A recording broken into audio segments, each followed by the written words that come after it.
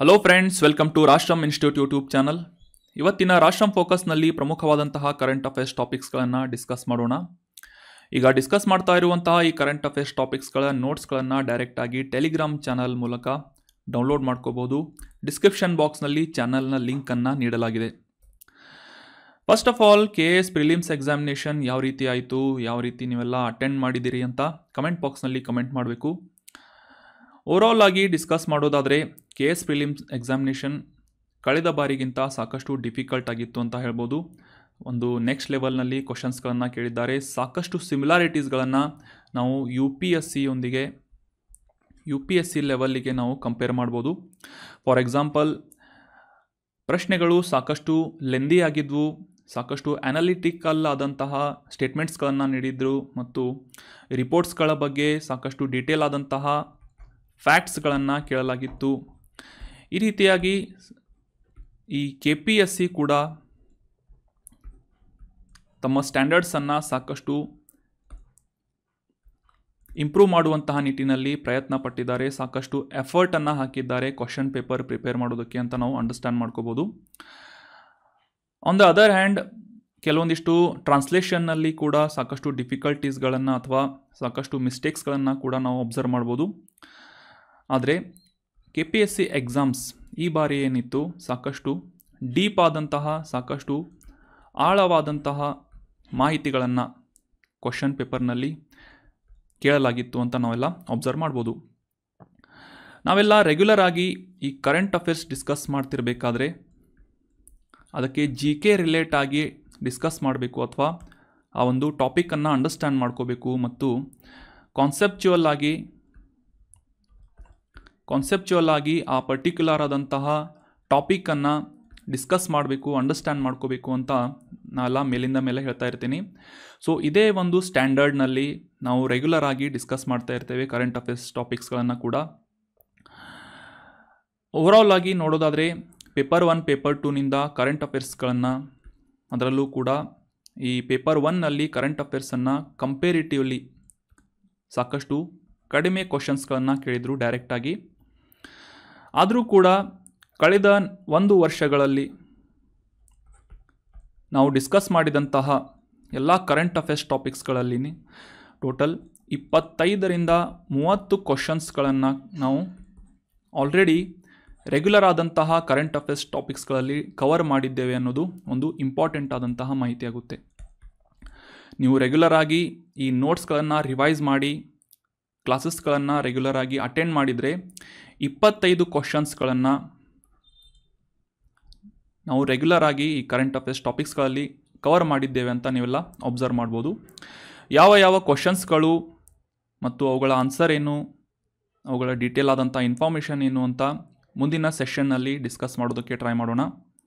So 25 ಕ್ವಶನ್ಸ್ಗಳನ್ನು ಅಂದರೆ 25 × 2 50 ಮಾರ್ಕ್ಸನ್ನು ನೀವು ಡೈರೆಕ್ಟಾಗಿ ನಮ್ಮ ರೆಗ್ಯುಲರ್ ಆದಂತಹ ಕರೆಂಟ್ ಅಫೇರ್ಸ್ ಟಾಪಿಕ್ಸನ್ನು ಫಾಲೋ ಮಾಡಿದರೆ ಕವರ್ ಮಾಡ್ಬೋದಾಗಿತ್ತು, ಈಸಿಯಾಗಿ ಅಟೆಂಡ್ ಮಾಡ್ಬೋದಾಗಿತ್ತು ಅಂತ ನಾವು ವಿತ್ ಅ ಪ್ರೈಡ್, ಹೆಮ್ಮೆಯಿಂದ ಹೇಳ್ಕೋಬೇಕಾಗುತ್ತೆ. ಆದರೂ ಕೂಡ ಓವರಾಲ್ ಆಗಿ ಲಾಸ್ಟ್ ಇಯರ್ಗೆ ಅಥವಾ ಕಳೆದ 4 ವರ್ಷಗಳ ಹಿಂದೆ ಏನು KPSC ಪ್ರಿಲಿಮ್ಸ್ ನಡೆದಿತ್ತು ಅದಕ್ಕೆ ಕಂಪೇರ್ ಮಾಡಿದರೆ ಸಾಕಷ್ಟು ಡಿಫಿಕಲ್ಟಿ ಲೆವೆಲನ್ನು ಇನ್ಕ್ರೀಸ್ ಮಾಡಲಾಗಿದೆ ಅಂತ ನಾವು ಅಂಡರ್ಸ್ಟ್ಯಾಂಡ್ ಮಾಡ್ಕೋಬೋದು. ನಾನು ರೆಗ್ಯುಲರ್ ಆಗಿ ಡಿಸ್ಕಸ್ ಮಾಡ್ತಿರ್ಬೇಕಾದ್ರೆ ಎಕ್ಸ್ಟ್ರಾ ಇನ್ಫಾರ್ಮೇಷನ್ಸ್ಗಳನ್ನು ಕೂಡ ಕವರ್ ಮಾಡೋಕ್ಕೆ ಟ್ರೈ ಮಾಡ್ತಾ ಇರ್ತೀನಿ. ಇದರಿಂದ ವಿಡಿಯೋ ನಿಮಗೆಲ್ಲ ಬೋರ್ ಅನಿಸಿದರೂ ಕೂಡ ಎಕ್ಸಾಮಿನೇಷನ್ ಪಾಯಿಂಟ್ ಆಫ್ ವ್ಯೂ ಆ ಎಲ್ಲ ಇನ್ಫಾರ್ಮೇಷನ್ಸ್ಗಳು ಸಾಕಷ್ಟು ಇಂಪಾರ್ಟೆಂಟ್ ಆಗಿರುತ್ತೆ. ಸೊ ಹೀಗಾಗಿ ಕಾನ್ಸೆಪ್ಟನ್ನು ಅಂಡರ್ಸ್ಟ್ಯಾಂಡ್ ಮಾಡಿಕೊಂಡು ರಿವೈಸ್ ಮಾಡೋದಕ್ಕೆ ಟ್ರೈ ಮಾಡಿ ಇನ್ನೂ ಹೆಚ್ಚಿನ ಡೆಪ್ತನ್ನು ಇನ್ಕ್ರೀಸ್ ಮಾಡಿಕೊಳ್ಳುವಂತಹ ಅವಶ್ಯಕತೆ ಇದೆ. ನಿಮಗಷ್ಟೇ ಅಲ್ಲ, ನನಗೂ ಕೂಡ ಈ ಸಾಕಷ್ಟು ಸ್ಟೇಟ್ಮೆಂಟ್ಸ್ಗಳನ್ನು ನಾವು ಡಿಸ್ಕಸ್ ಮಾಡಿದ್ದಕ್ಕಿಂತ ಜಾಸ್ತಿ ಆದಂತಹ ಸ್ಟೇಟ್ಮೆಂಟ್ಸ್ಗಳನ್ನು ಕವರ್ ಮಾಡಲಾಗಿದೆ ಎಕ್ಸಾಮ್ಸ್ಗಳಲ್ಲಿ. ಸೊ ನಮ್ಮ ಕಡೆಯಿಂದ ಕೂಡ ಪೂರ್ತಿಯಾದಂತಹ ಪ್ರಯತ್ನವನ್ನು ಮಾಡ್ತೀನಿ ಅಂತ ಹೇಳ್ತಾ ಇವತ್ತಿನ ಡಿಸ್ಕಷನನ್ನು ಪ್ರಾರಂಭ ಮಾಡೋಣ. ಈ 25 ಕ್ವಶನ್ಸ್ಗಳು ಯಾವುವು ಅಂತ ನೆಕ್ಸ್ಟ್ ಸೆಷನ್ಸ್ನಲ್ಲಿ ಡಿಸ್ಕಸ್ ಮಾಡೋಕ್ಕೆ ಟ್ರೈ ಮಾಡೋಣ. ಕಳೆದ ಸೆಷನ್ನಲ್ಲಿ 1 ಡಿಸ್ಟ್ರಿಕ್ಟ್ 1 ಪ್ರಾಡಕ್ಟ್ ಅನ್ನುವ ಕಾರ್ಯಕ್ರಮದ ಪ್ರಾರಂಭವನ್ನು ಯಾವ ವರ್ಷದಲ್ಲಿ ಮಾಡಲಾಗಿತ್ತು ಅಂತ ಪ್ರಶ್ನೆಯನ್ನು ಕೇಳಲಾಗಿತ್ತು. ಆಪ್ಷನ್ 1 2014, 2016, 2018 ಅಥವಾ ಆಪ್ಷನ್ 4 2021 ಅಂತ ನೀಡಲಾಗಿತ್ತು. ಸೊ ಸರಿಯಾದ ಉತ್ತರ ಏನು ಅಂತಂದರೆ ಆಪ್ಷನ್ 3. 2018ನೇ ಇಸ್ವಿಯಲ್ಲಿ ಒನ್ ಡಿಸ್ಟ್ರಿಕ್ಟ್ ಒನ್ ಪ್ರಾಡಕ್ಟ್ ಅನ್ನುವ ಈ ಒಂದು ಕಾರ್ಯಕ್ರಮವನ್ನು ಪ್ರಾರಂಭ ಮಾಡಲಾಗಿತ್ತು. So option 3 is right answer. ಈ ರೀತಿಯಾಗಿ ಡೈರೆಕ್ಟ್ ಆದಂತಹ ಕ್ವಶನ್ಸ್ಗಳನ್ನು, ಪ್ರಶ್ನೆಗಳನ್ನು ಎಕ್ಸಾಮ್ನಲ್ಲಿ ಕೇಳದೇ ಇದ್ದರೂ ಸಹ ನಾವು ಡಿಸ್ಕಸ್ ಮಾಡುವಂತಹ ಡೀಟೇಲ್ ಆದಂತಹ ಟಾಪಿಕ್ಸ್ಗಳ ಬಗ್ಗೆ, ಆರ್ಟಿಕಲ್ಸ್ಗಳ ಬಗ್ಗೆ ಅಥವಾ ಅವುಗಳಲ್ಲಿ ಆಯ್ದುಕೊಂಡಂತಹ ಪ್ಯಾರಾಗ್ರಾಫ್ಸ್ಗಳನ್ನು ಡೈರೆಕ್ಟಾಗಿ ಸ್ಟೇಟ್ಮೆಂಟ್ಗಳ ರೂಪದಲ್ಲಿ ಎಕ್ಸಾಮ್ಸ್ಗಳಲ್ಲಿ ಕೇಳಿದರು KS ಪ್ರಿಲಿಮ್ಸ್ ಎಕ್ಸಾಮ್ನಲ್ಲಿ. ಸೊ ಹೀಗಾಗಿ ಅದಕ್ಕೆ ಸಂಬಂಧಪಟ್ಟಂತಹ ಎಲ್ಲ ಡೀಟೇಲ್ ಇನ್ಫಾರ್ಮೇಷನ್ಸ್ಗಳನ್ನು ಕೂಡ ನಾವು ಇಂಪಾರ್ಟೆಂಟಾಗಿ ರೆಗ್ಯುಲರ್ ಆಗಿ ಡಿಸ್ಕಸ್ ಮಾಡ್ತಾ ಇರ್ತೀವಿ. 2018 ಜನವರಿ 26ನೇ ತಾರೀಕಿನಂದು ಕೇಂದ್ರದ ವಾಣಿಜ್ಯ ಮತ್ತು ಕೈಗಾರಿಕಾ ಸಚಿವಾಲಯದ ಅಡಿಯಲ್ಲಿ ಕಾರ್ಯನಿರ್ವಹಿಸುವಂತಹ ಒಂದು ಪ್ರಮುಖವಾದಂತಹ ಇಲಾಖೆ department of promotion of industries and internal trade, ಕೈಗಾರಿಕಾ ಮತ್ತು ಆಂತರಿಕ ವ್ಯಾಪಾರದ ಉತ್ತೇಜನ ಇಲಾಖೆಯ ಅಡಿಯಲ್ಲಿ ಈ ಒನ್ ಡಿಸ್ಟ್ರಿಕ್ಟ್ ಒನ್ ಪ್ರಾಡಕ್ಟ್ ಅಥವಾ ಒಂದು ಜಿಲ್ಲೆ ಒಂದು ಉತ್ಪನ್ನ ಅನ್ನುವ ಕಾರ್ಯಕ್ರಮವನ್ನು ಪ್ರಾರಂಭ ಮಾಡಲಾಗಿತ್ತು. ದೇಶದಾದ್ಯಂತ ಪ್ರತಿಯೊಂದು ಜಿಲ್ಲೆಯಿಂದ ಒಂದು ನಿರ್ದಿಷ್ಟವಾದಂತಹ ಉತ್ಪನ್ನವನ್ನು ಗುರುತಿಸುವುದರ ಮೂಲಕ, ಅದು ವಿಶೇಷವಾದಂತಹ ಗುಣಗಳನ್ನು ಹೊಂದಿರಬೇಕು, ಸಾಂಸ್ಕೃತಿಕ ಮಹತ್ವವನ್ನು ಹೊಂದಿರುವಂತಹ ಉತ್ಪನ್ನ ಆಗಿರಬೇಕು, ಅಥವಾ ಕರಕುಶಲ ವಸ್ತು ಆಗಿರಬಹುದು, ಹ್ಯಾಂಡ್ಲೂಮ್ ಆಗಿರಬಹುದು, ಈ ಕೃಷಿ ಉತ್ಪನ್ನಗಳಾಗಿರಬಹುದು. ಸೊ ಈ ರೀತಿಯಾಗಿ ನಿರ್ದಿಷ್ಟವಾದಂತಹ ಒಂದು ಉತ್ಪನ್ನವನ್ನು ಗುರುತಿಸಿ ಪ್ರತಿ ಜಿಲ್ಲೆಯಲ್ಲೂ ಕೂಡ ಆ ಒಂದು ಉತ್ಪಾದನೆಯನ್ನು ಹೆಚ್ಚಿಸುವಂತಹ ನಿಟ್ಟಿನಲ್ಲಿ ಸಹಕಾರವನ್ನು ನೀಡುವಂತಹ ಉದ್ದೇಶವನ್ನು ಈ ಒನ್ ಡಿಸ್ಟ್ರಿಕ್ಟ್ ಒನ್ ಪ್ರಾಡಕ್ಟ್ ಅನ್ನುವ ಯೋಜನೆ ಹೊಂದಿದೆ. ಈ ಎಲ್ಲ ಜಿಲ್ಲೆಗಳಲ್ಲೂ ಕೂಡ ಮುಖ್ಯವಾಗಿ ಗ್ರಾಮೀಣ ಪ್ರದೇಶದಲ್ಲಿ ಉದ್ಯೋಗಾವಕಾಶಗಳನ್ನು ಹೆಚ್ಚಿಸುವುದರ ಮೂಲಕ ಆರ್ಥಿಕ ಮತ್ತು ಸಾಮಾಜಿಕ ಸಾಂಸ್ಕೃತಿಕ ಬೆಳವಣಿಗೆಯನ್ನು ಉತ್ತೇಜಿಸುವಂತಹ ಉದ್ದೇಶವನ್ನು ಕೂಡ ಈ ಒನ್ ಡಿಸ್ಟ್ರಿಕ್ಟ್ ಒನ್ ಪ್ರಾಡಕ್ಟ್ ಅನ್ನುವ ಯೋಜನೆ ಹೊಂದಿದೆ ಅಂತ ಅಬ್ಸರ್ವ್ ಮಾಡಬೇಕು. ದೇಶದಾದ್ಯಂತ ಪ್ರತಿಯೊಂದು ಜಿಲ್ಲೆಯನ್ನು ಕೂಡ ರಫ್ತು ಕೇಂದ್ರವಾಗಿ, ಎಕ್ಸ್ಪೋರ್ಟ್ ಹಬ್ ಅನ್ನಾಗಿ ಪರಿವರ್ತಿಸುವಂತಹ ನಿಟ್ಟಿನಲ್ಲಿ ಮತ್ತು ಆ ಉತ್ಪನ್ನದ ಪ್ರಚಾರವನ್ನು ಕೈಗೊಳ್ಳುವಂತಹ ಉದ್ದೇಶದಿಂದ ಈ ಒಂದು ಜಿಲ್ಲೆ ಒಂದು ಉತ್ಪನ್ನ ಅನ್ನುವ ಕಾರ್ಯಕ್ರಮವನ್ನು 2018ನೇ ಇಸ್ವಿಯಲ್ಲಿ ಸ್ಥಾಪಿಸಲಾಗಿತ್ತು. ಡಿಪಾರ್ಟ್ಮೆಂಟನ್ನು ಕೂಡ ನೆನಪಿಟ್ಕೊಳ್ಳಿ, department of promotion of industries and internal trade ಅಂತ DPIIT ಅಂತ ಗುರುತಿಸ್ತಾರೆ. ಇದನ್ನ ಕೇಂದ್ರದ ವಾಣಿಜ್ಯ ಮತ್ತು ಕೈಗಾರಿಕಾ ಸಚಿವಾಲಯದ ಅಡಿಯಲ್ಲಿ, union ministry of commerce and industries ಅಂತ ಈ ಮಿನಿಸ್ಟ್ರಿಯ ಅಡಿಯಲ್ಲಿ ಈ ಒನ್ ಡಿಸ್ಟ್ರಿಕ್ಟ್ ಒನ್ ಪ್ರಾಡಕ್ಟ್ ಅನ್ನುವ ಈ ಯೋಜನೆ ಅನುಷ್ಠಾನಗೊಳ್ತಾ ಇದೆ ಅಂತ ನಾವು ಅಬ್ಸರ್ವ್ ಮಾಡಬೇಕು. 2018 ಅಂತ ಕಮೆಂಟ್ ಬಾಕ್ಸ್ನಲ್ಲಿ ಕಮೆಂಟ್ ಮಾಡಿದಂತಹ ಎಲ್ಲ ಸ್ಟೂಡೆಂಟ್ಸ್ಗಳಿಗೂ ಕೂಡ congratulations and very well done. ಇದೇ ರೀತಿಯಾಗಿ ಡಿಸ್ಕಷನ್ನಲ್ಲಿ ಭಾಗವಹಿಸ್ತಾ ಇರಿ. ಆನ್ಸರ್ಗಳು ಗೊತ್ತಿಲ್ಲ ಅಂದರೂ ಕೂಡ ಡಿಸ್ಕಷನ್ನಲ್ಲಿ ಪಾರ್ಟಿಸಿಪೇಟ್ ಮಾಡಿ, ಗೆಸ್ ಮಾಡಿ ಆನ್ಸರ್ ಮಾಡೋದಕ್ಕೆ ಟ್ರೈ ಮಾಡಿ. ಇಲ್ಲಿ ನೆಗೆಟಿವ್ ಮಾರ್ಕ್ಸ್ಗಳೇನು ಇರೋಲ್ಲ ನಿಮಗೆ. ಇನ್ನು ಕರ್ನಾಟಕದಲ್ಲಿ ಗುರುತಿಸಲಾದಂತಹ ಈ ಒಂದು ಜಿಲ್ಲೆ ಒಂದು ಉತ್ಪನ್ನದ ಅಡಿಯಲ್ಲಿ ರೆಕಾಗ್ನೈಸ್ ಮಾಡಲಾದಂತಹ ಪ್ರಮುಖ ಉತ್ಪನ್ನಗಳು ಯಾವುವು ಅಂತ ಗುರುತಿಸೋದಾದರೆ ಅಬ್ಸರ್ವ್ ಮಾಡ್ಬೋದು. ಈ 30 ಜಿಲ್ಲೆಗಳಿಂದ ಈ ಬಾಗಲಕೋಟೆಯಲ್ಲಿ ಈರುಳ್ಳಿ ಆಗಿರಬಹುದು, ಬಳ್ಳಾರಿಯಿಂದ ಅಂಜೂರ ಅಥವಾ ಫಿಗ್ ಆಗಿರಬಹುದು, ಬೆಳಗಾವಿ ಮತ್ತು ಮಂಡ್ಯದಿಂದ ಶುಗರ್ ಕೇನ್ ಅಥವಾ ಕಬ್ಬು ಆಗಿರಬಹುದು, ಬೆಂಗಳೂರು ಗ್ರಾಮಾಂತರ ಪ್ರದೇಶದಿಂದ ಕೋಳಿ ಸಾಕಾಣಿಕೆಗೆ ಪ್ರೋತ್ಸಾಹ ನೀಡುವುದಾಗಿರ್ಬೋದು, ನಗರ ಪ್ರದೇಶದಲ್ಲಿ ಅಂದರೆ ಬೆಂಗಳೂರು ನಗರ ಜಿಲ್ಲೆಯಲ್ಲಿ ಬೇಕರಿ ಪ್ರಾಡಕ್ಟ್ಸನ್ನು ಪ್ರೋತ್ಸಾಹಿಸುವುದಾಗಿರ್ಬೋದು, ಬೀದರ್ ಜಿಲ್ಲೆಯಲ್ಲಿ ಈ ಶುಂಠಿ ಅಥವಾ ಜಿಂಜರನ್ನು ಪ್ರೋತ್ಸಾಹಿಸುವುದು, ಚಿಕ್ಕಬಳ್ಳಾಪುರದಲ್ಲಿ ಟೊಮ್ಯಾಟೊ ಆಗಿರಬಹುದು, ಮತ್ತು ಈ ಹಾಸನ,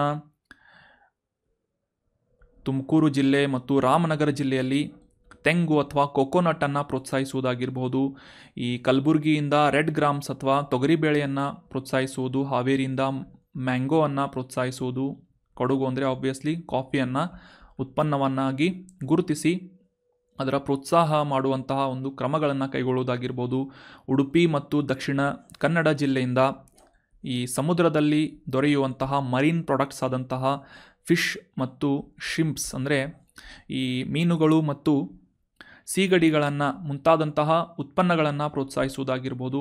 ಸೊ ಈ ರೀತಿಯಾಗಿ ಕರ್ನಾಟಕದಲ್ಲೂ ಕೂಡ 30 ಜಿಲ್ಲೆಗಳಿಂದ ಪ್ರಮುಖವಾದಂತಹ ಕೃಷಿ ಉತ್ಪನ್ನಗಳನ್ನು ಗುರುತಿಸಲಾಗಿದೆ ಅಂತ ನಾವೆಲ್ಲ ಅಬ್ಸರ್ವ್ ಮಾಡ್ಬೋದು. ಸೊ ಈ ನೋಟ್ಸನ್ನು ಡೈರೆಕ್ಟಾಗಿ ಸ್ಕ್ರೀನ್ಶಾಟ್ ತಗೊಳ್ಳಿ ಅಥವಾ ಈ ನೋಟ್ಸನ್ನು ಡೈರೆಕ್ಟಾಗಿ ಟೆಲಿಗ್ರಾಮ್ ಚಾನಲ್ನಲ್ಲಿ ಹಾಕ್ತೀನಿ. ಇನ್ನು ಇವತ್ತಿನ ಪ್ರಶ್ನೆ ಏನು ಅಂತ ನೋಡೋಣ. ಆನ್ಸರ್ ಮಾಡೋದಕ್ಕೆ ಟ್ರೈ ಮಾಡಬೇಕು. ನ್ಯಾಷನಲ್ ಕಂಪನಿ ಲಾ ಟ್ರಿಬ್ಯುನಲ್ ಅಥವಾ ರಾಷ್ಟ್ರೀಯ ಕಂಪನಿ ಕಾನೂನುಗಳ ನ್ಯಾಯಮಂಡಳಿ ಅಂತ NCLT ಅಂತ ಕರೀತಾರೆ. ಈ ಸಂಸ್ಥೆಯನ್ನು ಈ ಕೆಳಗಿನ ಯಾವ ಸಮಿತಿಯ ಶಿಫಾರಸಿನ ಆಧಾರದ ಮೇಲೆ, under the recommendations of which of the below committee the NCLT has been established ಅಂತ ಪ್ರಶ್ನೆಯನ್ನು ಕೇಳಲಾಗಿದೆ. ಆಪ್ಷನ್ಗಳಲ್ಲಿ ಕೊಠಾರಿಯ ಆಯೋಗ, ಆಪ್ಷನ್ 2 ಸರ್ಕಾರಿಯ ಆಯೋಗ, ಆಪ್ಷನ್ 3 ಬಾಲಕೃಷ್ಣ ಎರಾಡಿ ಸಮಿತಿ ಅಥವಾ ಆಪ್ಷನ್ 4 ತಾರಾಪೋರ್ ಸಮಿತಿ ಅಂತ ಇದೆ.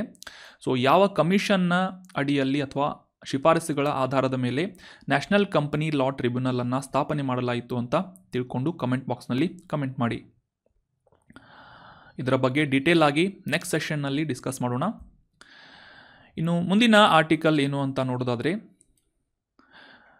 ಇತ್ತೀಚೆಗೆ ನಮ್ಮ ಭಾರತದ ಕಟಕ್ ನಲ್ಲಿರುವಂತಹ ಐಕರ್ ಸಂಸ್ಥೆಯ ಅಡಿಯಲ್ಲಿನ ಈ ನ್ಯಾಷನಲ್ ರೈಸ್ ರಿಸರ್ಚ್ ಇನ್ಸ್ಟಿಟ್ಯೂಷನ್ ಅನ್ನುವ ಸಂಸ್ಥೆ ಮತ್ತು ಯುನೈಟೆಡ್ ಸ್ಟೇಟ್ಸ್ ಆಫ್ ಅಮೆರಿಕಾದ ಪೆನ್ಸಿಲ್ವೇನಿಯಾ ಸ್ಟೇಟ್ ಯೂನಿವರ್ಸಿಟಿ ಈ 2 ಪ್ರಮುಖವಾದಂತಹ ಸಂಸ್ಥೆಗಳ ಒಂದು ಸಹಭಾಗಿತ್ವದಲ್ಲಿ ಸಸ್ಯಗಳ ಜೆನೋಮನ್ನು ಎಡಿಟ್ ಮಾಡುವಂತಹ ನಿಟ್ಟಿನಲ್ಲಿ ಒಂದು ಪ್ರಗತಿಯನ್ನು ಸಾಧಿಸಲಾಗಿದೆ ಅಂತ ನ್ಯೂಸ್ನಲ್ಲಿ ಪಬ್ಲಿಷ್ ಆಗಿತ್ತು. So examination point of view, ಈ ಜೆನೋಮ್ ಅಂದರೆ ಏನು, ಜೆನೋಮ್ ಎಡಿಟಿಂಗ್ ಅಂದರೆ ಏನು, ಯಾವ ಒಂದು ವಿಧಾನಗಳ ಮೂಲಕ ಈ ಜೆನೋಮನ್ನು ವಂಶವಾಹಿ ಅಂತ ಕರಿತೇವೆ, ವಂಶವಾಹಿಯನ್ನು ಬದಲಾವಣೆ ಮಾಡಲಾಗುತ್ತೆ, ಜೆನೋಮ್ ಎಡಿಟಿಂಗ್ ಯಾವ ರೀತಿ ನಿರ್ವಹಿಸಲಾಗುತ್ತೆ ಅಂತ ಡೀಟೇಲ್ ಆಗಿ ಈ ಆರ್ಟಿಕಲ್ನಲ್ಲಿ ಅಂಡರ್ಸ್ಟ್ಯಾಂಡ್ ಮಾಡ್ಕೊಳ್ಳೋಣ. ಇಂಪಾರ್ಟೆಂಟ್ ಪಾಯಿಂಟ್ಸ್ಗಳನ್ನು ನೋಟ್ ಮಾಡ್ಕೊಳ್ತಾ ಹೋಗಿ. ಜೆನೋಮ್ ಎಡಿಟಿಂಗ್ ಅಂದರೆ ಏನು ಅಂತ ತಿಳ್ಕೊಳ್ಳೋದಕ್ಕಿಂತ ಮುಂಚೆ ಜೆನೋಮ್ ಅಂದರೆ ಏನು ಅಂತ ಅರ್ಥ ಮಾಡ್ಕೊಳ್ಳೋದು ಸೈನ್ಸ್ ಆ್ಯಂಡ್ ಟೆಕ್ ರಿಲೇಟ್ ಆಗಿರ್ಬೋದು ಅಥವಾ ನಮಗೆ ಎಕ್ಸಾಮಿನೇಷನ್ ಪರ್ಸ್ಪೆಕ್ಟಿವ್ ಆಗಿರ್ಬೋದು ಇಂಪಾರ್ಟೆಂಟ್ ಆಗುತ್ತೆ. ಜೆನೋಮ್ ಅಂದರೆ ಏನು ಅಂತ ಕ್ಲಿಯರ್ ಆಗಿ ಈಗ ಅಂಡರ್ಸ್ಟ್ಯಾಂಡ್ ಮಾಡ್ಕೊಳ್ಳೋಣ. ನಮಗೆಲ್ಲ ಗೊತ್ತಿರುವ ಹಾಗೆ ಯಾವುದೇ ಒಂದು ಭೂಮಿಯ ಮೇಲೆ ವಾಸಿಸ್ತಾ ಇರುವಂತಹ ಜೀವಿ ಅದರ ಒಂದು ಕೋಶದಲ್ಲಿ DNA ಗುಂಪುಗಳನ್ನು ಹೊಂದಿರುತ್ತೆ ಅಂತ ನಾವೆಲ್ಲ ಅಬ್ಸರ್ವ್ ಮಾಡಿರ್ತೇವೆ. ಸೊ DNA ಅಂತಂದರೆ ಡಿಆಕ್ಸಿ ರೈಬೋ ನ್ಯೂಕ್ಲಿಯಿಕ್ ಆ್ಯಸಿಡ್ ಅಂತ. ಸೊ ಈ DNA ಅನ್ನು ವಂಶವಾಹಿ ಅಥವಾ ಒಂದು ಬೇಸಿಕ್ ಎಲಿಮೆಂಟ್ ಅಂತ ನಾವು ಅಬ್ಸರ್ವ್ ಮಾಡ್ಬೋದು. ಒಂದು ಜೀವಕೋಶದಲ್ಲಿನ ಬೇಸಿಕ್ ಎಲಿಮೆಂಟ್ ಅಂತ ನಾವು ಅಬ್ಸರ್ವ್ ಮಾಡಿದರೆ ಈ DNA ಸುಮಾರು 3 ಬಿಲಿಯನ್ನಷ್ಟು DNA ಒಂದು ಸೆಟ್ಟನ್ನು ಅಥವಾ ಗುಂಪನ್ನು ಜೆನೋಮ್ ಅಂತ ಕರೆಯಲಾಗುತ್ತೆ.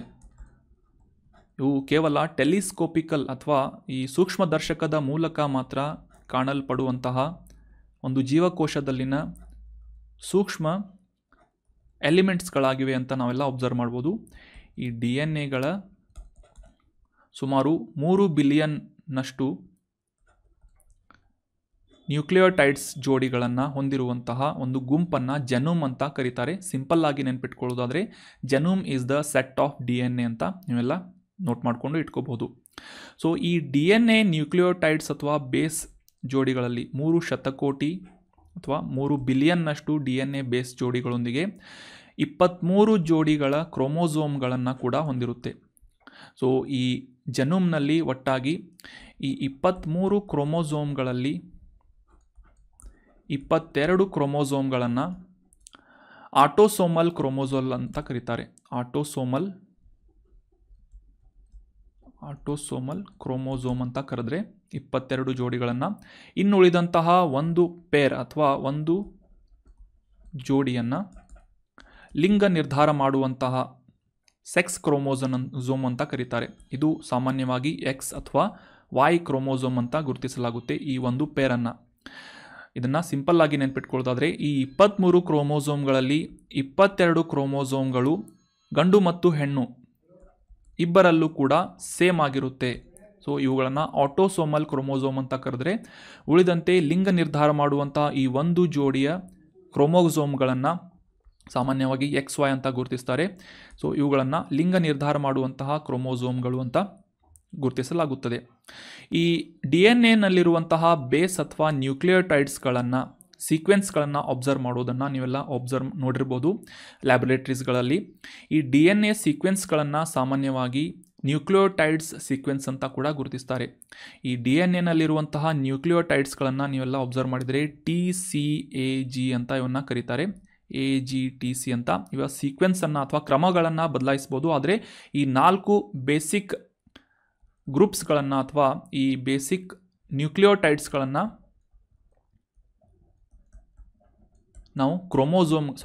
ನಾವು DNA-ನಲ್ಲಿ ಅಬ್ಸರ್ವ್ ಮಾಡ್ಬೋದು. ಈ AGTC ಅಂದರೆ ಏನು ಅಂತಂದರೆ ಇವುಗಳನ್ನು ನ್ಯೂಕ್ಲಿಯೋಟೈಡ್ ಅಂತ ಕರೀತಾರೆ. A for adenine, G for guanine, T for thymine and C for cytosine ಅಂತ ಕರೀತಾರೆ. ಸೊ ಈ ಸೀಕ್ವೆನ್ಸಸ್ಗಳನ್ನು ಅರ್ಥ ಮಾಡಿಕೊಳ್ಳುವಂತಹ ನಿಟ್ಟಿನಲ್ಲಿ ಈ DNA ಸೀಕ್ವೆನ್ಸಿಂಗನ್ನು ಕೂಡ ದೇಶದಾದ್ಯಂತ ಮಾಡಲಾಗ್ತಾ ಇದೆ ಅಂತ ನಾವು ರೀಸೆಂಟಾಗಿ ಡಿಸ್ಕಸ್ ಮಾಡಿದ್ವಿ. ಸೊ ಈ DNA ಸೀಕ್ವೆನ್ಸ್ಗಳಲ್ಲಿ ಅಬ್ಸರ್ವ್ ಮಾಡಲಾಗುವಂತಹ ನ್ಯೂಕ್ಲಿಯೋಟೈಡ್ಸ್ಗಳನ್ನು ಕೂಡ ಹೊಂದಿರುವಂತಹ ಈ ಒಂದು DNA-ನ ಸುಮಾರು 3 ಬಿಲಿಯನ್ನಷ್ಟು ಸಂಖ್ಯೆಯ ಈ ಜೋಡಿಗಳನ್ನು ಜೆನೋಮ್ ಅಂತ ಗುರುತಿಸಲಾಗುತ್ತೆ. It is a set of DNA ಅಂತ ನಾವು ಸಿಂಪಲ್ ಆಗಿ ನೆನ್ಪಿಟ್ಕೋಬೇಕು. ಸೊ ಈ DNA-ನಲ್ಲಿ ಯಾವುದೇ ಒಂದು ದೋಷ ಇರುವಂತಹ ಸಂದರ್ಭದಲ್ಲಿ, ಅದು ಸಸ್ಯ ಆಗಿರಬಹುದು ಅಥವಾ ಪ್ರಾಣಿ ಜೀವಕೋಶದಲ್ಲಿನ ಈ DNA-ನಲ್ಲಿ ಅಥವಾ ಈ ಜೆನೋಮ್ನಲ್ಲಿ ಯಾವುದೇ ಒಂದು ದೋಷಗಳು ಕಂಡುಬಂದಂತಹ ಸಂದರ್ಭದಲ್ಲಿ ಅಥವಾ ಅದರಲ್ಲಿ ಬದಲಾವಣೆಗಳನ್ನು ಮಾಡುವಂತಹ ನಿಟ್ಟಿನಲ್ಲಿ ಈ ಜೆನೋಮ್ ಎಡಿಟಿಂಗ್ ಅನ್ನುವ ತಂತ್ರಜ್ಞಾನವನ್ನು ಬಳಸಲಾಗುತ್ತೆ ಅಂತ ನಾವು ಅಬ್ಸರ್ವ್ ಮಾಡಬೇಕಾಗುತ್ತೆ. ಫಾರ್ ಎಕ್ಸಾಂಪಲ್, ಈ ಒಂದು ಪರ್ಟಿಕ್ಯುಲರ್ ಭಾಗದಲ್ಲಿ ಏನಾದರೂ ಸಮಸ್ಯೆ ಬಂದರೆ ಅಥವಾ ಆ ಒಂದು ಪರ್ಟಿಕ್ಯುಲರ್ ಭಾಗವನ್ನು ಬದಲಾಯಿಸುವಂತಹ ಅವಶ್ಯಕತೆ ಏನಾದರೂ ಬಂದರೆ ಅಂತಹ ಸಂದರ್ಭದಲ್ಲಿ ಈ ಜೆನೋಮನ್ನು ಬದಲಾವಣೆ ಮಾಡುವಂತಹ ಒಂದು ಪ್ರಕ್ರಿಯೆಯನ್ನು, ಸೈಂಟಿಫಿಕ್ ಟೆಕ್ನಾಲಜಿಯನ್ನು ಜೆನೋಮ್ ಎಡಿಟಿಂಗ್ ಅಂತ ಗುರುತಿಸಲಾಗುತ್ತೆ. ಇದು ಫಿಸಿಕಲ್ ಆದಂತಹ ಒಂದು ಬದಲಾವಣೆ ಆಗಿರೋದಿಲ್ಲ. ಇದು ಬದಲಾಗಿ ಇದು ಒಂದು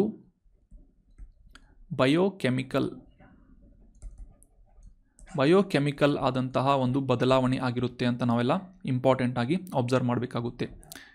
ಜೀವರಾಸಾಯನಿಕ ಪ್ರಕ್ರಿಯೆಯಾಗಿ ಜೆನೋಮ್ ಎಡಿಟಿಂಗನ್ನು ನಾವೆಲ್ಲ ಅಬ್ಸರ್ವ್ ಮಾಡ್ತೇವೆ ಅಂತ ನಾವು ಡಿಸ್ಕಸ್ ಮಾಡಬೇಕು. ಸೊ ಈ DNA ಬಗ್ಗೆ ನಿಮಗೆಲ್ಲ ಕ್ಲಿಯರ್ ಆಯಿತು. ಜೆನೋಮ್ ಅಂದರೆ ಏನು ಅಂತ ಕೂಡ ಕ್ಲಿಯರ್ ಆಯಿತು ಅಂತ ಅನ್ಕೋತೀನಿ. ಇನ್ನು ಈ ಜೆನೋಮ್ ಎಡಿಟಿಂಗ್ ಅಂದರೆ ಸಿಂಪಲ್ ಆಗಿ ನೆನ್ಪಿಟ್ಕೊಳ್ಳೋದಾದರೆ, ಈಗ ನಾವು ಡಿಸ್ಕಸ್ ಮಾಡಿದ ಹಾಗೆ ಈ ಜೆನೋಮ್ನಲ್ಲಿರುವಂತಹ ಯಾವುದೇ ಒಂದು ಭಾಗವನ್ನು ಬದಲಾವಣೆ ಮಾಡಬೇಕು ಅಂತಂದರೆ ಅದನ್ನು ಎಡಿಟ್ ಮಾಡಲಾಗುತ್ತೆ. ಆ ಒಂದು ತಂತ್ರಜ್ಞಾನವನ್ನು ಜೆನೋಮ್ ಎಡಿಟಿಂಗ್ ಅಂತ ಗುರುತಿಸಿದರೆ, ಆ ಜೆನೋಮ್ ಎಡಿಟಿಂಗ್ನಲ್ಲಿ ಬಳಸಲಾಗುವಂತಹ ಟೂಲನ್ನು Cas9 ಅಥವಾ Cas12 ಅಂತ ಕರೀತಾರೆ. ಈ ಜೆನೋಮ್ ಎಡಿಟಿಂಗ್ ಟೆಕ್ನಾಲಜಿಯಲ್ಲಿ ಬಳಸುವಂತಹ ಈ ಒಂದು ಪ್ರಕ್ರಿಯೆಯನ್ನು ಕ್ರಿಸ್ಪಾರ್ ಟೆಕ್ನಾಲಜಿ ಅಂತ ಕೂಡ ಗುರುತಿಸಿದರೆ, ಕ್ರಿಸ್ಪಾರ್ ಅಂತಂದರೆ CRISPR, clustered regularly interspaced short palindromic repeats ಅಂತ. ಮತ್ತೊಮ್ಮೆ ರಿಪೀಟ್ ಮಾಡ್ತೀನಿ. ಕ್ರಿಸ್ಪಾರ್ ಅಂತಂದರೆ clustered regularly interspaced short palindromic repeats ಅಂತ ಇದನ್ನು ಗುರುತಿಸಲಾಗುತ್ತೆ.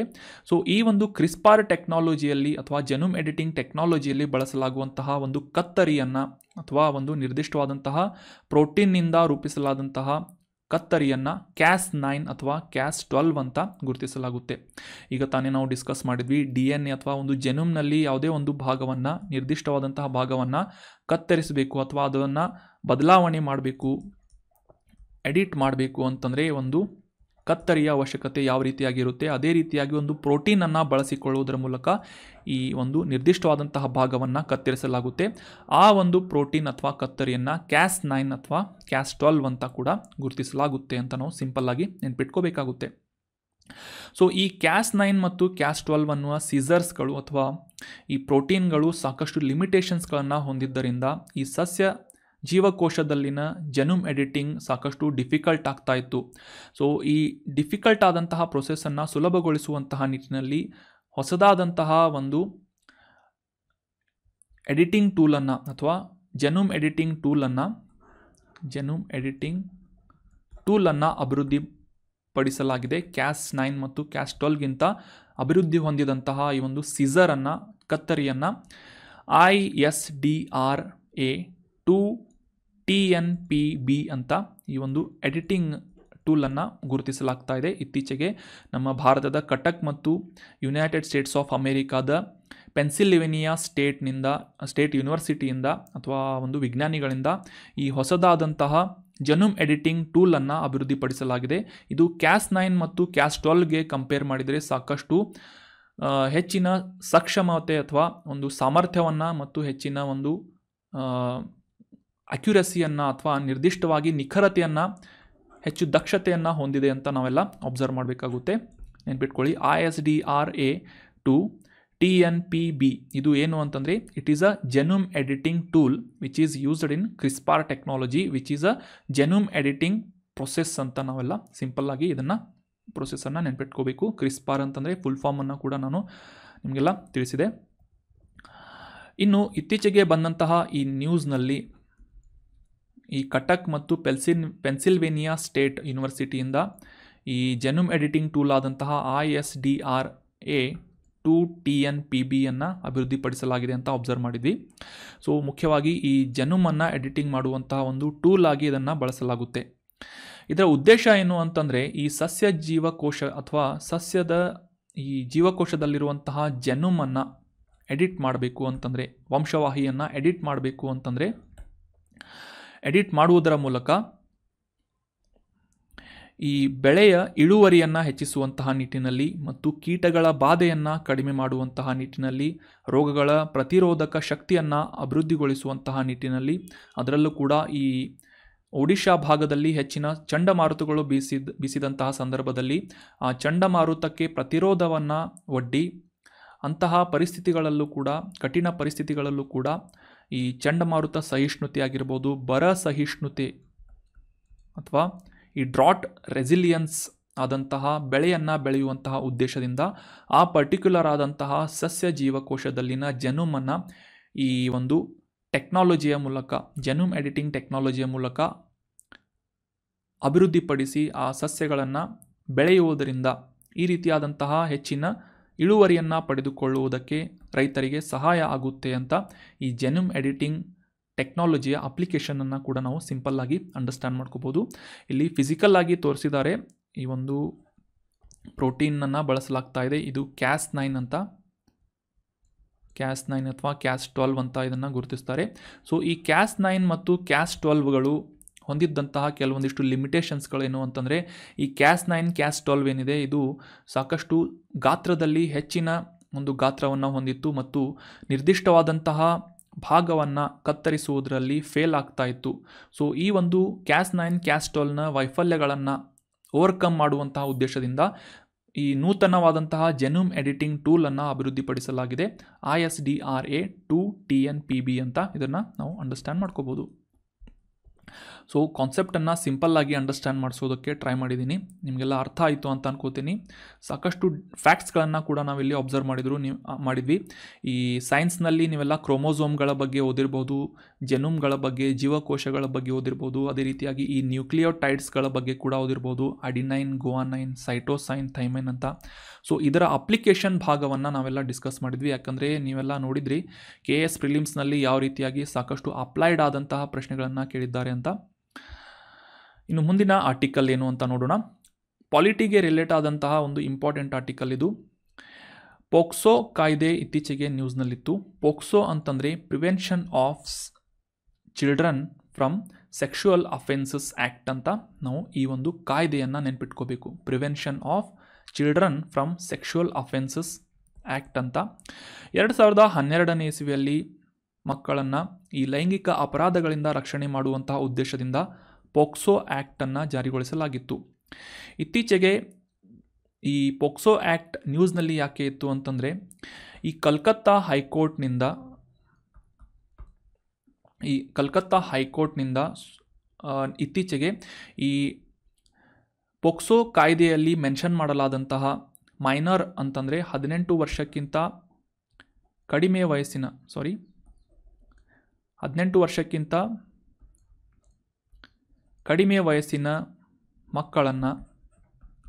ಮಕ್ಕಳಿಗೆ ಈ ಲೈಂಗಿಕ ಕ್ರಿಯೆಯಲ್ಲಿ ಪಾಲ್ಗೊಳ್ಳುವಂತೆ ಅವಕಾಶ ನೀಡಬೇಕು ಅಂತ ಕಲ್ಕತ್ತಾ ಹೈಕೋರ್ಟ್ನಿಂದ ಒಂದು ತೀರ್ಪನ್ನು ನೀಡಲಾಗಿತ್ತು.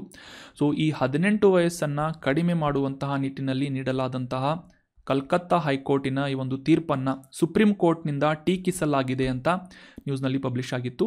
ಸೊ ಈ ಪೋಕ್ಸೋ ಆ್ಯಕ್ಟ್ ಬಗ್ಗೆ ಡೀಟೇಲ್ ಆಗಿ ಈ ಆರ್ಟಿಕಲ್ನಲ್ಲಿ ಅಂಡರ್ಸ್ಟ್ಯಾಂಡ್ ಮಾಡ್ಕೊಳ್ಳೋದಕ್ಕೆ ಟ್ರೈ ಮಾಡೋಣ. ಈ ಪೋಕ್ಸೋ ಆ್ಯಕ್ಟ್ 2012ರ ಈ ಒಂದು ಕಾಯ್ದೆಯ ಅಡಿಯಲ್ಲಿ ಮುಖ್ಯವಾಗಿ 18 ವರ್ಷ ಅಥವಾ ಅದಕ್ಕಿಂತ ಕಡಿಮೆ ವಯಸ್ಸಿನ ವ್ಯಕ್ತಿಯನ್ನು, ಗಂಡು ಅಥವಾ ಹೆಣ್ಣು ವ್ಯಕ್ತಿಯನ್ನು ಮೈನರ್ ಅಥವಾ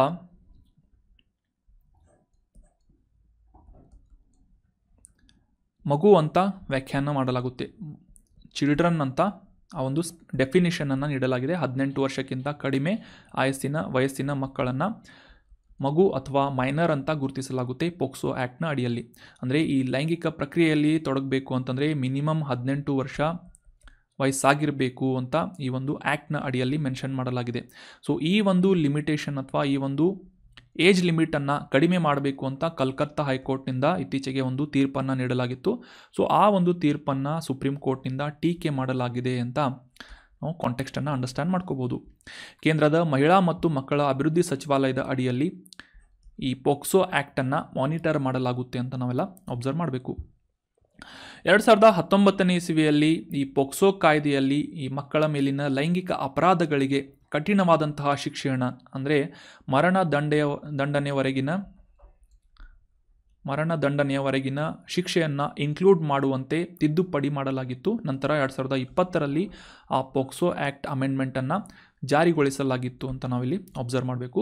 ಇನ್ನು ಈ ಪೋಕ್ಸೋ ಆ್ಯಕ್ಟ್ನಲ್ಲಿ ಮೆನ್ಷನ್ ಮಾಡಲಾದಂತಹ ಕೆಲವೊಂದಿಷ್ಟು ಇಂಪಾರ್ಟೆಂಟ್ ಪ್ರೊವಿಷನ್ಸ್ಗಳು ಏನು, ನಿಬಂಧನೆಗಳು ಏನು ಅಂತ ಅಬ್ಸರ್ವ್ ಮಾಡೋದಾದರೆ, ಈ ಕಾಯ್ದೆಯ ಅಡಿಯಲ್ಲಿ ಮಗು ಅಥವಾ ಮೈನರ್ ಅಂತಂತಂದರೆ 18 ವರ್ಷ ಅಥವಾ ಅದಕ್ಕಿಂತ ಕಡಿಮೆ ವಯಸ್ಸಿನ ಯಾವುದೇ ವ್ಯಕ್ತಿಯನ್ನು ಮೈನರ್ ಅಂತ ಲಿಂಗ ತಟಸ್ಥವಾಗಿ, ಗಂಡು ಅಥವಾ ಹೆಣ್ಣು, ಜೆಂಡರ್ ನ್ಯೂಟ್ರಲ್ ಆಗಿ ಮೈನರ್ ಅಂತ ಈ ಒಂದು ಪೋಕ್ಸೋ ಆ್ಯಕ್ಟ್ನಲ್ಲಿ ಗುರುತಿಸಲಾಗುತ್ತೆ.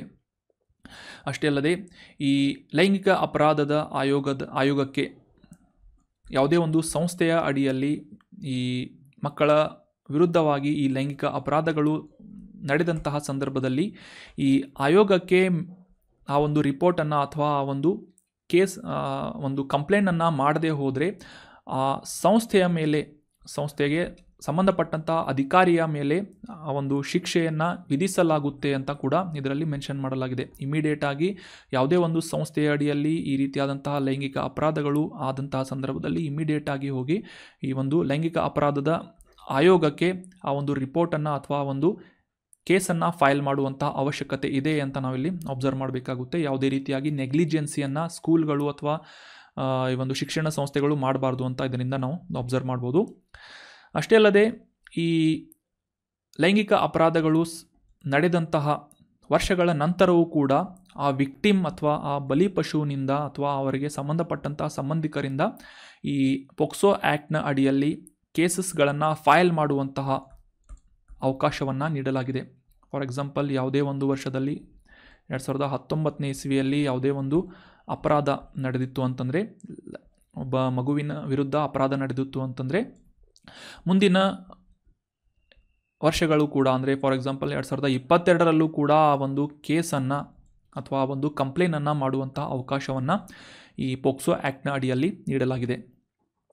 ಮತ್ತು ಈ ಒಂದು ಅಪರಾಧ ನಡೆದಂತಹ ಸಂದರ್ಭದಲ್ಲಿ ವಿಕ್ಟಿಮ್ ಆದಂತಹ ಮಗುವಿನ ಗುರುತನ್ನು, ಯಾವುದೇ ಒಂದು ಮಾಹಿತಿಯನ್ನು ವಿಶೇಷ ನ್ಯಾಯಾಲಯಗಳಿಂದ ಆಫಿಷಿಯಲ್ ಆದಂತಹ ಅಧಿಕೃತವಾದಂತಹ ಮಾಹಿತಿಯನ್ನು ಅಥವಾ ಒಂದು ಪರ್ಮಿಷನನ್ನು ಪಡೆಯದೆ ಆ ಮಗುವಿನ ಮಾಹಿತಿಗಳನ್ನು ಗೌಪ್ಯವಾಗಿ ಇಡದೆ ಬಹಿರಂಗಪಡಿಸುವಂತಹ ಅವಕಾಶವನ್ನು ಕೂಡ ಈ ಒಂದು ಪೋಕ್ಸೋ ಆ್ಯಕ್ಟ್ನ ಅಡಿಯಲ್ಲಿ ನಿಷೇಧಿಸಲಾಗಿದೆ. ಅಂದರೆ ಸೋಷಿಯಲ್ ಮೀಡಿಯಾ ಪ್ಲ್ಯಾಟ್ಫಾರ್ಮ್ಸ್ಗಳಲ್ಲಿ ಆಗಿರ್ಬೋದು, ನ್ಯೂಸ್ ಆಗಿರ್ಬೋದು, ಆ ಬಲಿಪಶು ಆದಂತಹ ಮಗುವಿನ ಯಾವುದೇ ಮಾಹಿತಿಯನ್ನು ಬಹಿರಂಗಪಡಿಸುವಂತಹ ಅವಕಾಶವನ್ನು ಈ ಒಂದು ಪೋಕ್ಸೋ ಆ್ಯಕ್ಟ್ನ ಅಡಿಯಲ್ಲಿ ನಿಷೇಧಿಸಲಾಗಿದೆ ಅಂತ ನಾವು ಅಬ್ಸರ್ವ್ ಮಾಡ್ಬೋದು.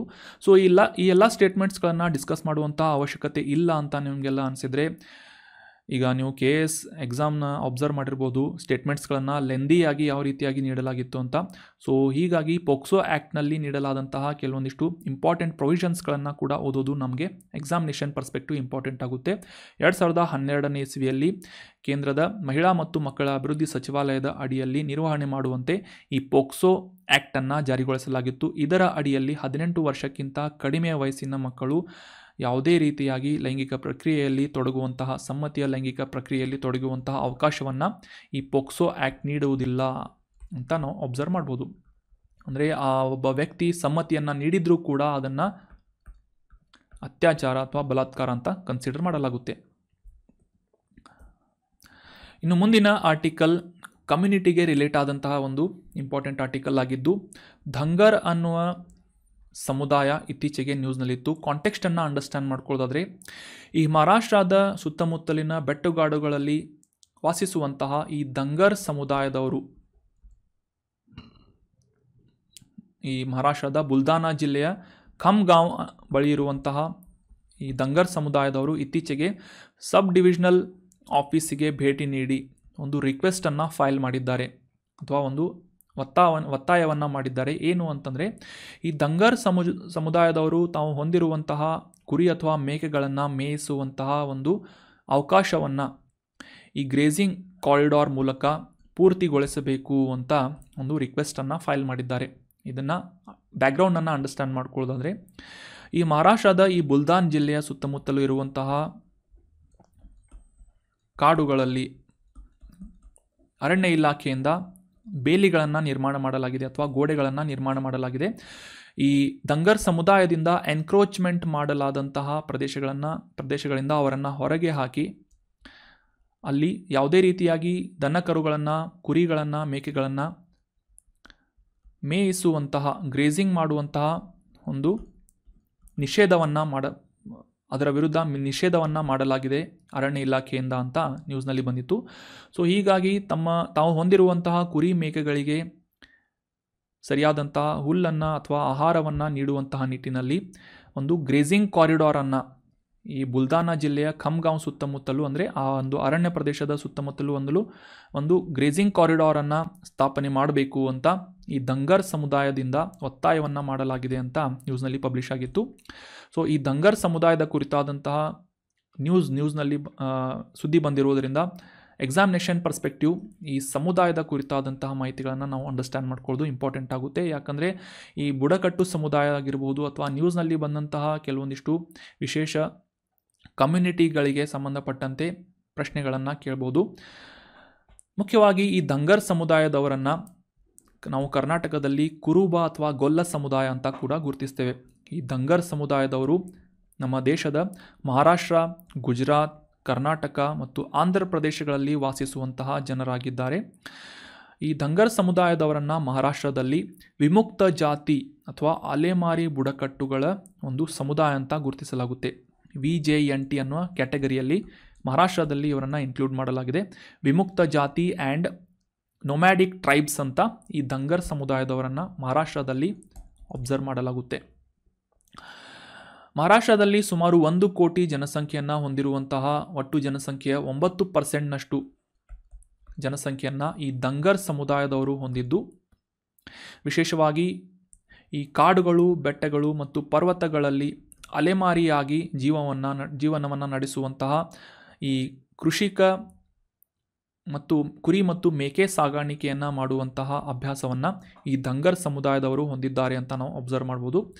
ಈ ಧಂಗರ್ ಬುಡಕಟ್ಟು ಸಮುದಾಯದೊಳಗೆ ಸುಮಾರು 20 ಉಪಜಾತಿಗಳನ್ನು ಕೂಡ ನಾವೆಲ್ಲ ಅಬ್ಸರ್ವ್ ಮಾಡಬೇಕಾಗುತ್ತೆ. ವಿಶಿಷ್ಟ ಪದ್ಧತಿಗಳನ್ನು, ಸಂಪ್ರದಾಯಗಳನ್ನು ಕೂಡ ಈ 20 ಉಪಜಾತಿಗಳು ಧಂಗರ್ ಸಮುದಾಯದಲ್ಲಿ ಹೊಂದಿದ್ದಾರೆ ಅಂತ ನಾವು ನೋಡ್ಬೋದು.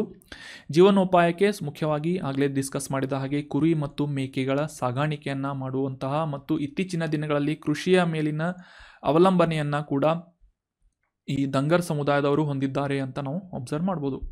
ಗ್ರಾಮೀಣ ಪ್ರದೇಶಗಳಲ್ಲಿ ಅಲೆಮಾರಿ ಪಶುಪಾಲಕರು ಮತ್ತು ಕೃಷಿ ಜೀವನ ಶೈಲಿಯನ್ನು ಇತ್ತೀಚೆಗೆ ಅಭ್ಯಾಸ ಮಾಡಲು ಪ್ರಾರಂಭಿಸಿದ್ದಾರೆ. ಸೊ ನೆನ್ಪಿಟ್ಕೊಳ್ಳಿ, ಮಹಾರಾಷ್ಟ್ರ, ಗುಜರಾತ್, ಕರ್ನಾಟಕ, ಆಂಧ್ರ ಪ್ರದೇಶದಲ್ಲಿ ಈ ಧಂಗರ್ ಸಮುದಾಯದವರನ್ನು ನಾವೆಲ್ಲ ಅಬ್ಸರ್ವ್ ಮಾಡ್ಬೋದು. ಕರ್ನಾಟಕದಲ್ಲಿ ಗೊಲ್ಲ ಅಥವಾ ಕುರುಬ ಅಂತ ಇವರನ್ನು ಗುರುತಿಸಲಾಗುತ್ತೆ. ಸೊ ಈ ಮಹಾರಾಷ್ಟ್ರದಲ್ಲಿ ಇರುವಂತಹ ಧಂಗರ್ ಸಮುದಾಯದವರಿಗೆ ಒಂದು ಸಂರಕ್ಷಿತ ಅರಣ್ಯ ಪ್ರದೇಶದಿಂದ ಹೊರಗೆ ಹಾಕಿದ್ದರಿಂದ ಅಲ್ಲಿ ಮೇಯಿಸಲು ಈ ಮೇಕೆ ಕುರಿಗಳನ್ನು ಮೇಯಿಸಲು ಅವಕಾಶ ನೀಡದೇ ಇರುವುದರಿಂದ ಈ ಗ್ರೇಜಿಂಗ್ ಕಾರಿಡಾರನ್ನು ಅಥವಾ ಮೇಯಿಸುವ ಒಂದು ಕಾರಿಡಾರನ್ನು ಸ್ಥಾಪನೆ ಮಾಡುವಂತಹ ಒಂದು ಪ್ರಯತ್ನಗಳನ್ನು ಮಾಡಬೇಕು ಅಂತ ಆ ಒಂದು ಪ್ರದೇಶದಲ್ಲಿನ ಉಪವಿಭಾಗಾಧಿಕಾರಿಗೆ ಒಂದು ರಿಕ್ವೆಸ್ಟನ್ನು ಮಾಡಿದ್ದಾರೆ ಅಂತ ನಾವೆಲ್ಲ ಇಲ್ಲಿ ಅಬ್ಸರ್ವ್ ಮಾಡಬೇಕು. ಸೊ 29 ಆಗಸ್ಟ್ ಈ ಒಂದು ದಿನವನ್ನು ದೇಶದಾದ್ಯಂತ ನ್ಯಾಷನಲ್ ಸ್ಪೋರ್ಟ್ಸ್ ಡೇಯನ್ನಾಗಿ ಆಚರಿಸಲಾಗುತ್ತೆ.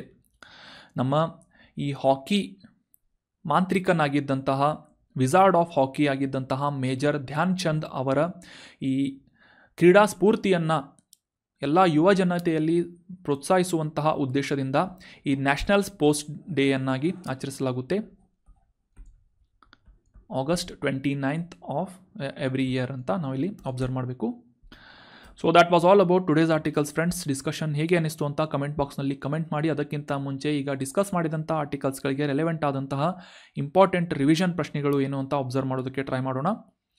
ಈ CRISPR ಟೆಕ್ನಾಲಜಿ ಕುರಿತಾಗಿ ಈ ಕೆಳಗಿನ ಯಾವ ಹೇಳಿಕೆ ಸರಿಯಾಗಿದೆ ಅಂತ ಗುರುತಿಸಬೇಕು.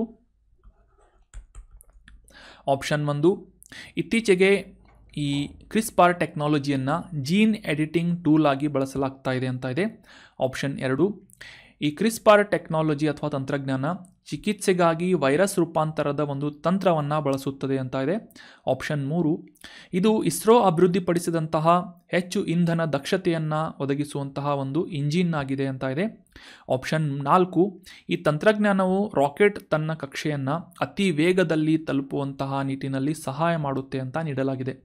ಸೊ ಸರಿಯಾದ ಉತ್ತರ ಏನು ಅಂತಂದರೆ ಆಪ್ಷನ್ 1, ಈ ಅನುವಂಶಿ ಬದಲಾವಣೆ ಅಥವಾ ಜೀನ್ ಎಡಿಟಿಂಗ್ ಟೆಕ್ನಾಲಜಿಯಲ್ಲಿ ಬಳಸಲಾಗುವಂತಹ ಒಂದು ತಂತ್ರಜ್ಞಾನವನ್ನು CRISPR ಟೆಕ್ನಾಲಜಿ ಅಂತ ಕರೆಯಲಾಗುತ್ತೆ. Option 1 is right answer. Gene editing ಅಂತ ನೆನ್ಪಿಟ್ಕೊಳ್ಳಿ. ಈ ಜೀನ್ ಎಡಿಟಿಂಗ್ ಅಂತಂದರೆ ಮುಖ್ಯವಾಗಿ ಮಾನವನ ಅಥವಾ ಯಾವುದೇ ಒಂದು ಜೀವಿ, ಸಸ್ಯ ಅಥವಾ ಪ್ರಾಣಿ ಜೀವಕೋಶದಲ್ಲಿನ ಸೆಟ್ ಆಫ್ DNA ಜೀನ್ ಅಂತ ಅಥವಾ ಜೆನೋಮ್ ಅಂತ ಕರೀತಾರೆ. ಸೊ ಈ ಜೆನೋಮ್ನ ಬದಲಾವಣೆ ಮಾಡುವಂತಹ ನಿಟ್ಟಿನಲ್ಲಿ ಬಳಸಲಾಗುವಂತಹ ಈ ಒಂದು ತಂತ್ರಜ್ಞಾನವನ್ನು CRISPR ಟೆಕ್ನಾಲಜಿ ಅಂತ ಗುರುತಿಸಲಾಗುತ್ತೆ. ಸೊ ಈ CRISPR ಟೆಕ್ನಾಲಜಿಯಲ್ಲಿ ಬಳಸಲಾಗುವಂತಹ ಒಂದು ಕತ್ತರಿ ಅಥವಾ ಸಿಸರ್ ಯಾವುದು ಅಂತಂದರೆ Cas9 ಅಥವಾ Cas12 ಅಂತ ನಾವೆಲ್ಲ ಅಂಡರ್ಸ್ಟ್ಯಾಂಡ್ ಮಾಡ್ಕೊಂಡ್ವಿ. ಸೊ ಈ Cas9 ಮತ್ತು Cas12 ಹೊಂದಿದ್ದಂತಹ ಲಿಮಿಟೇಷನ್ಸ್ಗಳನ್ನು ಓವರ್ಕಮ್ ಮಾಡುವಂತಹ ಉದ್ದೇಶದಿಂದ ಈ ಇತ್ತೀಚೆಗೆ ಭಾರತದ ಕಟಕ್ ಮತ್ತು ಪೆನ್ಸಿಲ್ವೇನಿಯಾ ಸ್ಟೇಟ್ ಯೂನಿವರ್ಸಿಟಿಯಿಂದ ICAR national rice research institute ಮತ್ತು ಪೆನ್ಸಿಲ್ವೇನಿಯಾ ಸ್ಟೇಟ್ ಯೂನಿವರ್ಸಿಟಿಯ ವಿಜ್ಞಾನಿಗಳಿಂದ ಈ ಸಸ್ಯ ಜೆನೋಮನ್ನು ಎಡಿಟ್ ಮಾಡುವಂತಹ ನಿಟ್ಟಿನಲ್ಲಿ ಈ ಒಂದು ಸಿಸರನ್ನು ಅಭಿವೃದ್ಧಿಪಡಿಸಲಾಗಿದೆ. Cas9 ಮತ್ತು Cas12 ರಿಪ್ಲೇಸ್ ಮಾಡುವಂತಹ ನಿಟ್ಟಿನಲ್ಲಿ ಆ ಸಿಸರ್ನ ಹೆಸರೇನು ಅಂತಂದರೆ, ಸಿಸರ್ ಅಥವಾ ಕತ್ತರಿಯ ಹೆಸರೇನು ಅಂತಂದರೆ ISDRA2TNPB ಅಂತ ಇದನ್ನ ನೆನ್ಪಿಟ್ಕೊಳ್ಳಿ. ಸೊ ಇದು ಒಂದು ಜೀನ್ ಎಡಿಟಿಂಗ್ ಟೂಲ್ ಅಂತ ನೆನ್ಪಿಟ್ಕೊಳ್ಳೋದು examination point of view important ಆಗುತ್ತೆ. ಮುಖ್ಯವಾಗಿ ಈ ಹೆಚ್ಚು ಇಳುವರಿಯನ್ನು ಕೊಡುವಂತಹ ನಿಟ್ಟಿನಲ್ಲಿ ಈ ಸಸ್ಯ ಜೀವಕೋಶಗಳಲ್ಲಿ ಬದಲಾವಣೆಯನ್ನು ಮಾಡುವಂತಹ ಉದ್ದೇಶದಿಂದ ಈ ಜೀನ್ ಎಡಿಟಿಂಗ್ ಟೂಲನ್ನು ಅಭಿವೃದ್ಧಿಪಡಿಸಲಾಗಿದೆ. ಈ 2 ಪ್ರಮುಖವಾದಂತಹ ಸಂಸ್ಥೆಗಳ ಮೂಲಕ ಅಂತ ನಾವು ಅಬ್ಸರ್ವ್ ಮಾಡ್ಬೋದು. ಅದೇ ರೀತಿಯಾಗಿ ಜೆನೋಮ್ ಅಂದರೆ ಏನು, DNA ಅಂದರೆ ಏನು ಮತ್ತು ಅದರಲ್ಲಿರುವಂತಹ ಈ ನ್ಯೂಕ್ಲಿಯೋಟೈಡ್ಸ್ಗಳು ಯಾವುವು ಅಂತ ಡೀಟೇಲ್ ಆಗಿ ನಾವು ಅಂಡರ್ಸ್ಟ್ಯಾಂಡ್ ಮಾಡ್ಕೊಂಡ್ವಿ. ಮುಂದಿನ ರಿವಿಷನ್ ಪ್ರಶ್ನೆ, ಪೋಕ್ಸೋ ಕಾಯ್ದೆಯ ಮುಖ್ಯವಾದಂತಹ ಉದ್ದೇಶ ಏನು ಅಂತ ಪ್ರಶ್ನೆ ಇದೆ. Prevention of children from sexual offences ಅಂತ ಈ ಒಂದು ಕಾಯ್ದೆಯ ಫುಲ್ ಫಾರ್ಮ್ ಆಗುತ್ತೆ. ಆಪ್ಷನ್ ಎ, ಬಾಲ ಕಾರ್ಮಿಕರನ್ನು ನಿಯಂತ್ರಿಸಲು. ಆಪ್ಷನ್ ಬಿ, ಲೈಂಗಿಕ ಅಪರಾಧಗಳಿಂದ ಮಕ್ಕಳನ್ನು ರಕ್ಷಿಸಲು. ಆಪ್ಷನ್ ಸಿ, ಮಕ್ಕಳಿಗೆ ಶೈಕ್ಷಣಿಕ ಅವಕಾಶಗಳನ್ನು ಒದಗಿಸುವುದು. ಆಪ್ಷನ್ ಡಿ, ಮಕ್ಕಳ ಕಳ್ಳ ಸಾಗಾಣಿಕೆಯನ್ನು ನಿರ್ವಹಣೆ ಮಾಡುವುದು. ಸೊ ಈ ರೀತಿಯಾಗಿ 4 ಉದ್ದೇಶಗಳನ್ನು ನೀಡಲಾಗಿದೆ. ಪೋಕ್ಸೋ ಕಾಯ್ದೆಯ ಮುಖ್ಯ ಉದ್ದೇಶ ಏನು ಅಂತಂದರೆ ಆಪ್ಷನ್ ಬಿ, ಲೈಂಗಿಕ ಅಪರಾಧಗಳಿಂದ ಮಕ್ಕಳನ್ನು ಸಂರಕ್ಷಣೆ ಮಾಡುವುದು. ಈ ಪೋಕ್ಸೋ ಕಾಯ್ದೆಯ 2012ನೇ ಇಸವಿಯಲ್ಲಿ ಜಾರಿಗೊಂಡಂತಹ ಈ ಒಂದು ಕಾಯ್ದೆಯ ಮುಖ್ಯ ಪರ್ಪಸ್ ಆಗಿದೆ ಅಂತ ನಾವು ಅಬ್ಸರ್ವ್ ಮಾಡಬೇಕು. ಇನ್ನು ಮುಂದಿನ ರಿವಿಷನ್ ಪ್ರಶ್ನೆ, ಈ ಪೋಕ್ಸೋ ಕಾಯ್ದೆಯ ಪ್ರಕಾರ ಮಗುವನ್ನು ಅಪ್ರಾಪ್ತ ಅಥವಾ ಮೈನರ್ ಅಂತ ಪರಿಗಣಿಸುವಂತಹ ವಯಸ್ಸಿನ ಮಿತಿ ಎಷ್ಟು ಅಂತ ಪ್ರಶ್ನೆ ಇದೆ. ಆಪ್ಷನ್ 1 14 ವರ್ಷದೊಳಗೆ. ಆಪ್ಷನ್ ಬಿ 16 ವರ್ಷದೊಳಗಿನವರು. ಆಪ್ಷನ್ ಸಿ 18 ವರ್ಷದೊಳಗಿನವರು. ಆಪ್ಷನ್ ಡಿ 21 ವರ್ಷದೊಳಗಿನವರು ಅಂತ ಇದೆ. ಸೊ ಸರಿಯಾದ ಉತ್ತರ ಏನು ಅಂತಂದರೆ ಆಪ್ಷನ್ ಸಿ, 18 ವರ್ಷ ಅಥವಾ ಅದಕ್ಕಿಂತ ಕಡಿಮೆ ವಯಸ್ಸಿನ ಮಕ್ಕಳನ್ನು ಅಥವಾ ವ್ಯಕ್ತಿಯನ್ನು ಅಪ್ರಾಪ್ತ ಮೈನರ್ ಅಂತ ಈ ಒಂದು ಪೋಕ್ಸೋ ಕಾಯ್ದೆಯ ಅಡಿಯಲ್ಲಿ ಗುರುತಿಸಲಾಗುತ್ತೆ. Option C is right answer. So ಈ ಒಂದು 18 ವರ್ಷದ ಮಿತಿಯನ್ನು ಕಡಿಮೆ ಮಾಡುವಂತೆ ತಿದ್ದುಪಡಿ ಮಾಡಬೇಕು ಅಂತ ಕಲ್ಕತ್ತಾ ಹೈಕೋರ್ಟ್ನಿಂದ ಒಂದು ಆದೇಶವನ್ನು ನೀಡಲಾಗಿತ್ತು ಅಥವಾ ಜಡ್ಜ್ಮೆಂಟನ್ನು ನೀಡಲಾಗಿತ್ತು. ಸೊ ಈ ಒಂದು ತೀರ್ಪನ್ನು ಸುಪ್ರೀಂ ಕೋರ್ಟ್ನಿಂದ ಟೀಕಿಸಲಾಗಿದೆ ಅಂತ ನ್ಯೂಸ್ನಲ್ಲಿ ಪಬ್ಲಿಷ್ ಆಗಿತ್ತು. So that is the reason we have discussed in detail about POCSO act. ಇದರ ಪ್ರೊವಿಷನ್ಸ್ಗಳನ್ನು ಕೂಡ ಸಾಕಷ್ಟು ಡೀಟೇಲ್ ಆಗಿ ಡಿಸ್ಕಸ್ ಮಾಡಿದ್ವಿ. 2012ನೇ ಇಸವಿಯಲ್ಲಿ ಈ ಲೈಂಗಿಕ ಅಪರಾಧಗಳಿಂದ ಮಕ್ಕಳ ರಕ್ಷಣೆ ಅಥವಾ ಪೋಕ್ಸೋ ಕಾಯ್ದೆಯನ್ನು ಜಾರಿಗೊಳಿಸಲಾಗಿತ್ತು. ಕೇಂದ್ರ ಮಹಿಳಾ ಮತ್ತು ಮಕ್ಕಳ ಅಭಿವೃದ್ಧಿ ಸಚಿವಾಲಯದಿಂದ ಈ ಪೋಕ್ಸೋ ಆ್ಯಕ್ಟನ್ನು ಮಾನಿಟರ್ ಮಾಡಲಾಗುತ್ತೆ ಅಂತ ನಾವು ಅಬ್ಸರ್ವ್ ಮಾಡಿದ್ವಿ. ಮುಂದಿನ ರಿವಿಷನ್ ಪ್ರಶ್ನೆ, ಈ ಕೆಳಗಿನ ಯಾವ ರಾಜ್ಯದಲ್ಲಿ ಧಂಗರ್ ಬುಡಕಟ್ಟು ಸಮುದಾಯದ ಜನರು ವಾಸಿಸ್ತಾ ಇದ್ದಾರೆ ಅಂತ ಪ್ರಶ್ನೆ ಇದೆ. Option 1 Gujarat, option 2 Maharashtra, option 3 Andhra Pradesh ಅಥವಾ ಆಪ್ಷನ್ 4 ಮೇಲಿನ ಎಲ್ಲವೂ ಅಂತ ನೀಡಲಾಗಿದ್ದು ಸರಿಯಾದ ಉತ್ತರ ಏನು ಅಂತಂದರೆ ಆಪ್ಷನ್ 4 ಆಂಧ್ರ ಪ್ರದೇಶ್, ಗುಜರಾತ್ ಮತ್ತು ಮಹಾರಾಷ್ಟ್ರ ಮತ್ತು ಕರ್ನಾಟಕ ಈ ಎಲ್ಲ ರಾಜ್ಯಗಳ ಪ್ರದೇಶಗಳಲ್ಲೂ ಕೂಡ ಧಂಗರ್ ಬುಡಕಟ್ಟು ಸಮುದಾಯದವರು ವಾಸಿಸ್ತಾ ಇದ್ದಾರೆ ಅನ್ನೋದು ಸರಿಯಾದಂಥ ಆನ್ಸರ್ ಆಗುತ್ತೆ. Option 4 is right answer. ಕರ್ನಾಟಕದಲ್ಲಿ ಇವರನ್ನು ಕುರುಬ ಅಥವಾ ಗೊಲ್ಲ ಸಮುದಾಯ ಅಂತ ಗುರುತಿಸಿದರೆ, ಮಹಾರಾಷ್ಟ್ರದಲ್ಲಿ, ಗುಜರಾತ್ನಲ್ಲಿ ಮತ್ತು ಆಂಧ್ರ ಪ್ರದೇಶದಲ್ಲಿ ಧಂಗರ್ ಸಮುದಾಯ ಅಂತ ಇವರನ್ನು ಗುರುತಿಸಲಾಗುತ್ತೆ. ಸೊ ಇವರು ಮುಖ್ಯವಾಗಿ ಕುರಿ ಮತ್ತು ಮೇಕೆಗಳನ್ನು ಮೇಯಿಸುವಂತಹ ಅಲೆಮಾರಿ ಜನಾಂಗ ಆಗಿದ್ದು, ಇವರಿಗೆ ಈ ಬೆಟ್ಟಗುಡ್ಡ ಅಥವಾ ಸಂರಕ್ಷಿತ ಅರಣ್ಯ ಪ್ರದೇಶದ ಹೊರಗಡೆ ಮೇಯಿಸಲು ಅವಕಾಶ ಮಾಡಿಕೊಡುವಂತಹ ಒಂದು ಈ ಗ್ರೇಜಿಂಗ್ ಕಾರಿಡಾರನ್ನು, ಮೇಯಿಸುವ ಕಾರಿಡಾರನ್ನು ರೂಪಿಸಬೇಕು ಅಂತ ಇತ್ತೀಚೆಗೆ ಈ ಮಹಾರಾಷ್ಟ್ರದಲ್ಲಿ ಧಂಗರ್ ಸಮುದಾಯದವರಿಂದ ಒಂದು ಬೇಡಿಕೆಯನ್ನು ಮಾಡಲಾಗಿದೆ ಅಂತ ನಾವು ನ್ಯೂಸನ್ನು ಅಂಡರ್ಸ್ಟ್ಯಾಂಡ್ ಮಾಡ್ಕೊಂಡ್ವಿ. ಸೊ ಇದಕ್ಕೆ ರಿಲೇಟ್ ಆದಂತಹ ಸಾಕಷ್ಟು ಇಂಪಾರ್ಟೆಂಟ್ GK ಮಾಹಿತಿಗಳನ್ನು ಕೂಡ ನಾವು ಅಂಡರ್ಸ್ಟ್ಯಾಂಡ್ ಮಾಡ್ಕೊಂಡ್ವಿ. So that was all about today's discussion friends. Thank you so much for joining the discussion. ಈ ಕಂಟೆಂಟ್ ಹೇಗೆ ಅನ್ನಿಸ್ತು ಅಂತ ಕಮೆಂಟ್ ಬಾಕ್ಸ್ನಲ್ಲಿ ಕಮೆಂಟ್ ಮಾಡಿ. ಏನಾದರೂ ಡೌಟ್ಸ್ ಇದ್ದರೆ ಕಮೆಂಟ್ ಮಾಡಿ. Thank you so much. Have a nice day.